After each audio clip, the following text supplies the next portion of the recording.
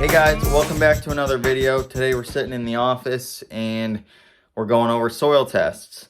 And for those of you that really like math, that enjoy, plugging equations or looking at charts, this is really something for your wheelhouse, and it really gives you a good structured idea of what your fields need based on the crops you're growing, nutrients-wise.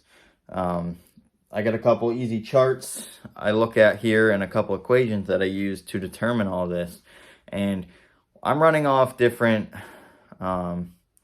synthetic fertilizer blends is kind of what I'm determining what I'm going to need for fertilizer. So I'll walk you through a couple of those things on what's necessary, the things to look at, and kind of the steps I go about making that happen. If you're not good at math, if you don't like math, I strongly recommend that you either just contact your fertilizer specialist or your extension specialist and have them walk you through this. Have them do it for you if you really don't want to be involved in that process. I'm one that really wants to be able to get every bang for your buck, if you will, and I don't want to be putting excess nutrients into the soil if my crops don't need it and if I don't need to spend the extra money on it. So, you can go by the book and just say what that crop needs for the year. Sweet corn might need 100 pounds of nitrogen, 100 pounds of phosphorus, 100 pounds of potassium per acre. That's just a broad example that's not relevant at all. But your soil test might say different. It might say, okay, nitrogen, for instance, is something you should apply no matter what at the recommended rate for that crop.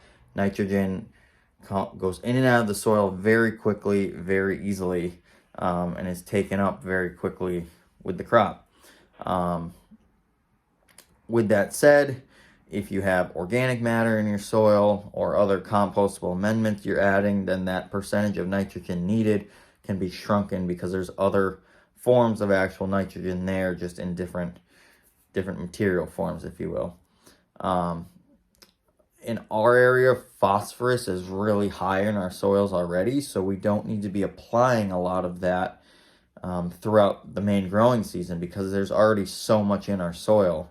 So, paying attention to those things. Early in the season, right now, phosphorus isn't quite as available because the soil is colder. And but throughout the season, that lessens and more becomes available and more available. Potassium, I'm just talking about the three main macronutrients right now. Potassium, so your N, your P, and we're on K now.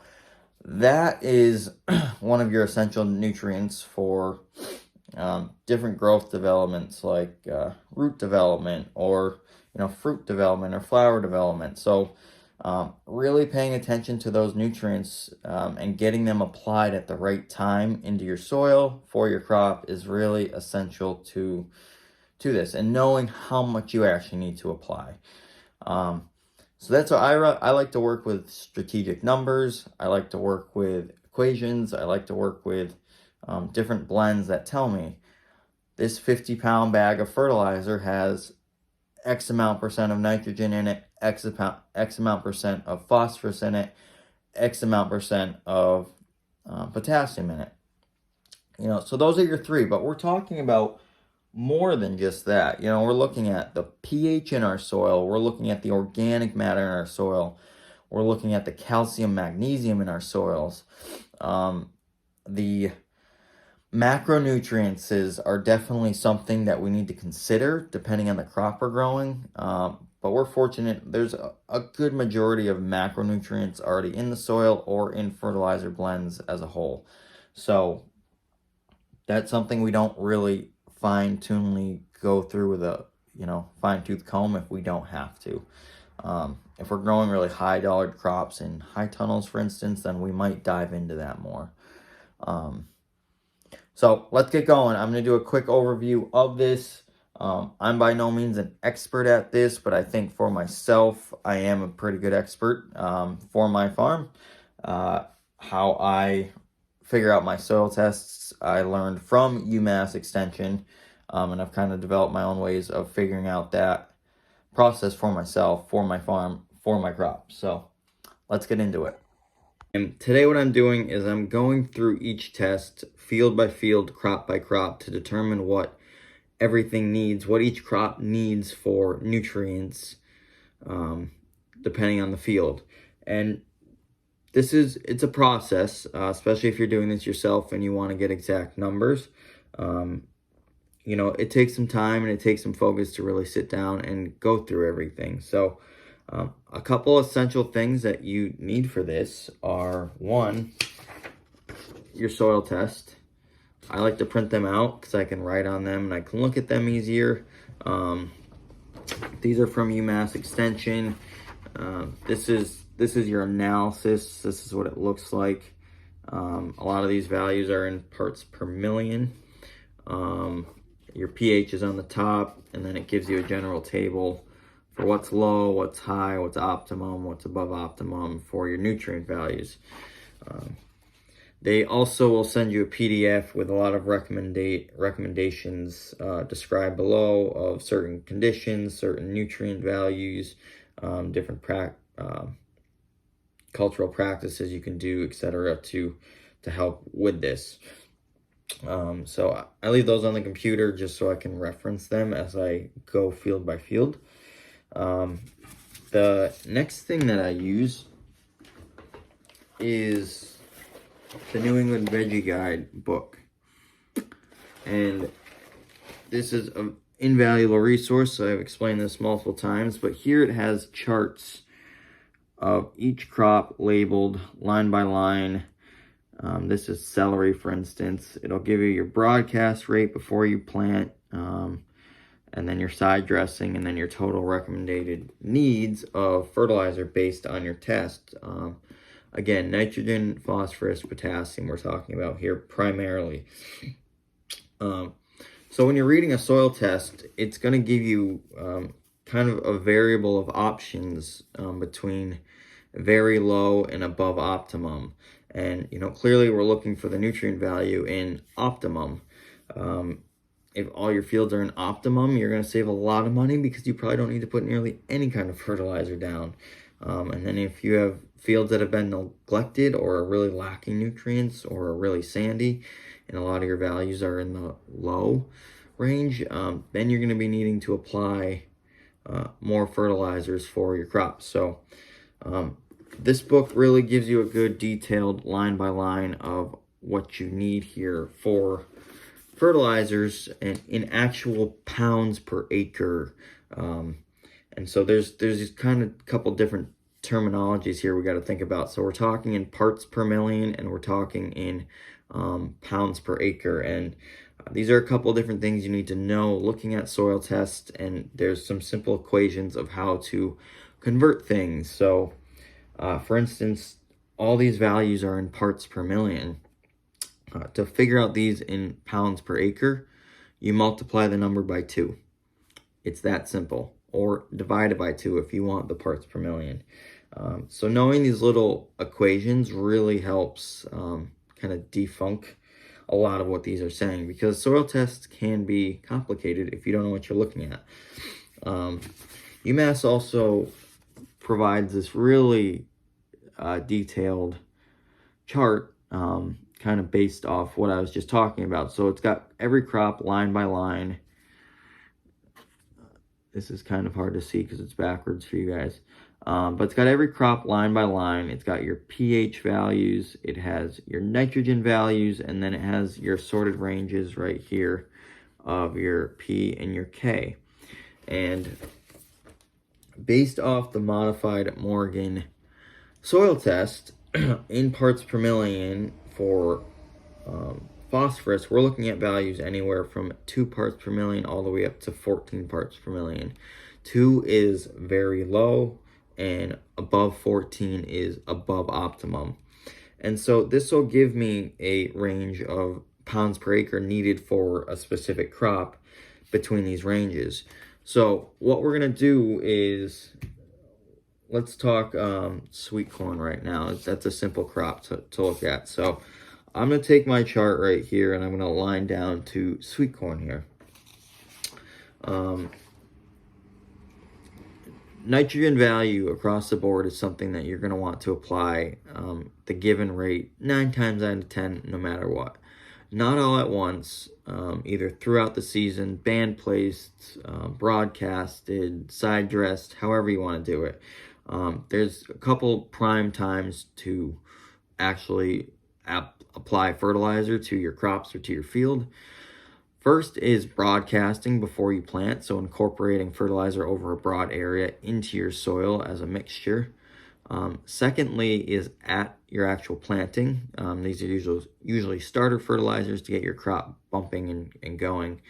And 3 is your side dressing. So this could be 4 weeks after you plant. This could be 6 weeks after you plant. This could be 8 weeks after you plant. This could be multiple weeks after you plant. So every crop's different. Every crop requires different needs with nitrogen.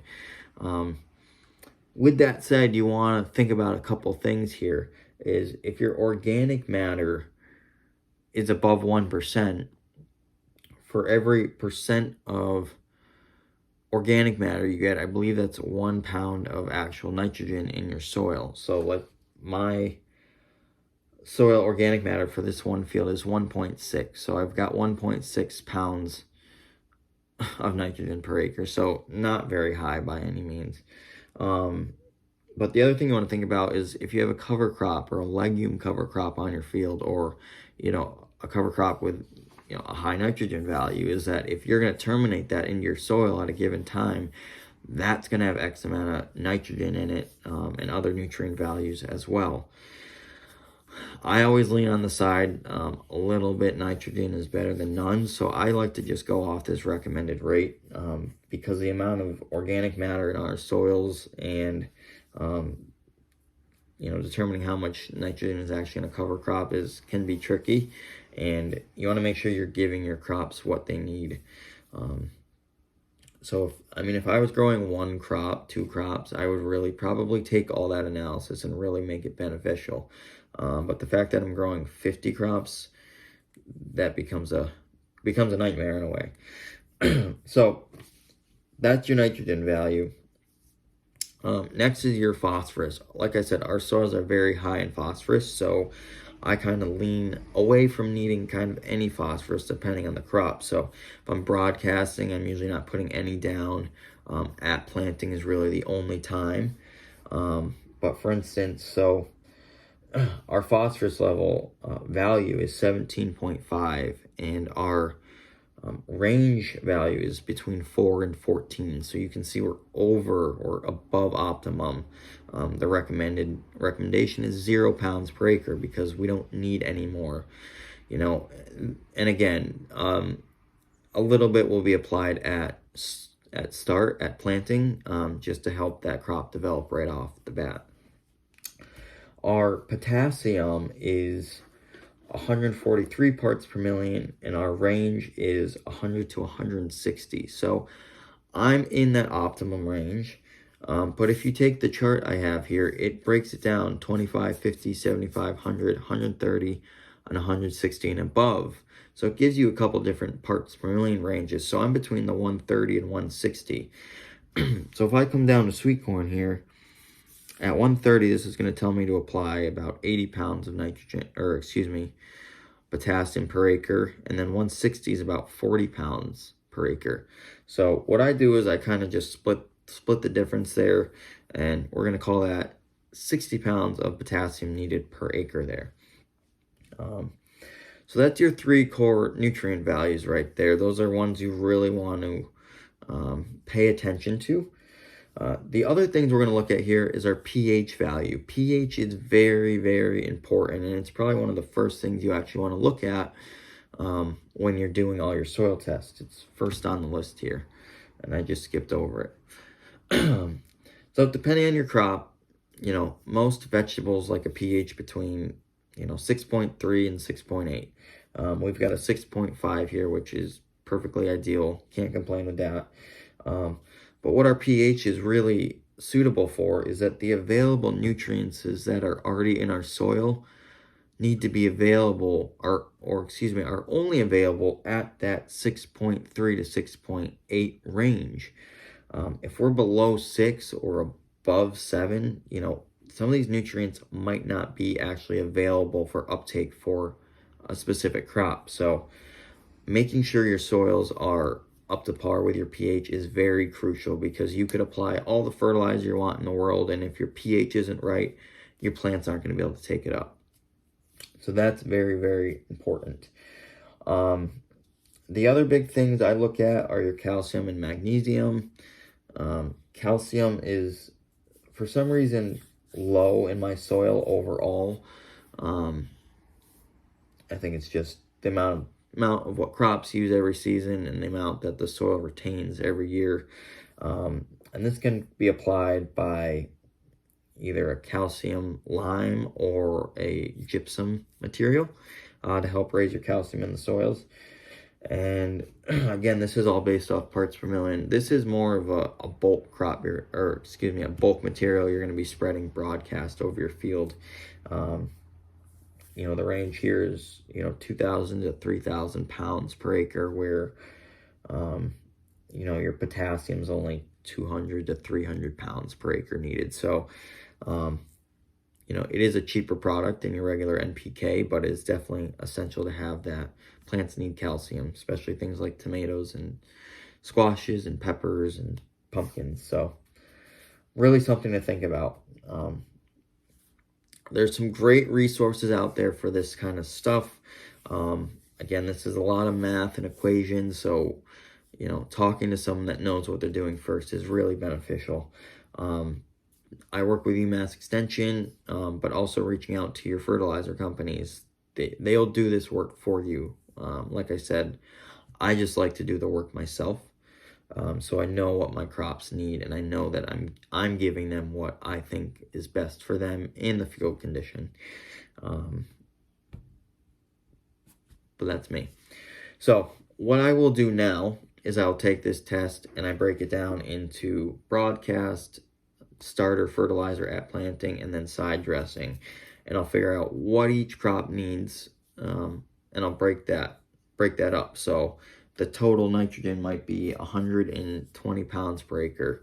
Well, it might need 40 at broadcast, 40 at planting, and 40 at side dressing. Or you could split that up all different ways. So this is where it gets fun, and you can play around if you're band applicating, if you're broadcasting, where the fertilizer is being placed, when you want to place your fertilizer, what kind of fertilizer you're using.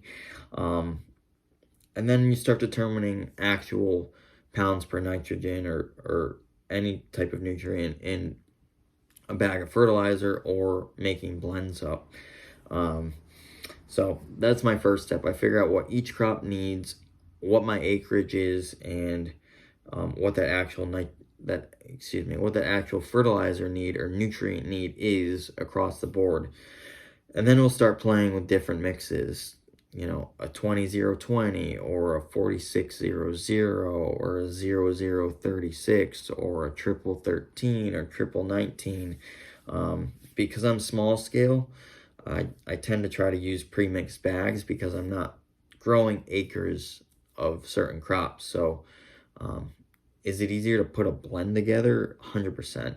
You get exactly what you need, exactly what you want. Makes life easy. With that said, it's kind of easier to break things down myself and go about that, depending on the crop, depending on the field. That's the case there. So we're going to jump into this. It's a lot of math. Need to focus. If there's any questions on this, send me an email. Shoot it in the comments, and I'll try to answer this the best I can. Like I said, I'm not the extension specialist on this, but I do it for my own farm. But there's a lot to this. So if you're not good at math, definitely sit down with someone else and start learning how to actually do this. And if you're still good at math, there's a lot of working pieces here to really understand the different multitudes of figuring this out. So if you're new to this, talk to someone, talk to an extension specialist or your fertilizer company and, you know, understand this is a lot of money that you put out every year for your crop.